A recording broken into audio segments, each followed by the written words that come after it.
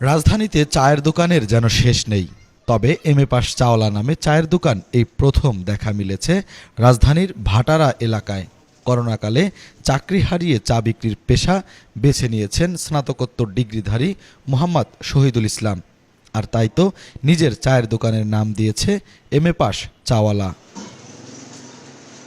রাজধানীর বাড্ডায় একটি শিক্ষা প্রতিষ্ঠানে প্রভাষক হিসেবে চাকরি করতেন তিনি।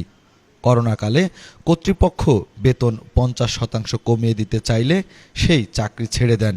এরপর অর্কটেক লিমিটেড নামে একটি অনলাইন ই-লার্নিং কোম্পানি খোলেন। সেখানেও সুবিধা করতে পারেননি শহীদুল। সংসার চালানোর জন্য একটা ইনকাম সোর্স বের করা দরকার।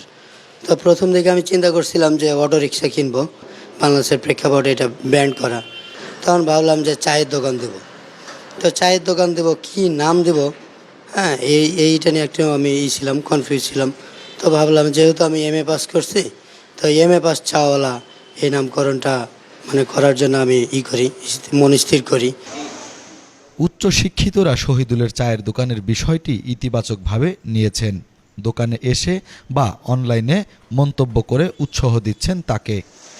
এখন আসলে খুব ভালো সাড়া জাগছে। 70% মানুষই এটা এই নামটা পজিটিভভাবে নিতেছে। আমি আর চাকরিতে যেতে চাইতেছি না।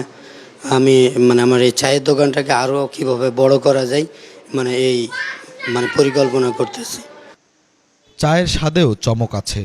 এম এ পাশ চাওয়ালা দোকানে ইরানি জাফরান চা, ইরানি দুধ চা, ইন্ডিয়ান মালাই চা, স্পেশাল মাসালা চা, আমেরিকান চকলেট দুধ চা সহ নানা স্বাদের চা পাওয়া যায়। দাম প্রতি কাপ 30 থেকে 70 টাকা। এখানকার চাটা অনেক ভালো। আমি এখানে প্রায়ই আসি, রেগুলারই আসা হয়।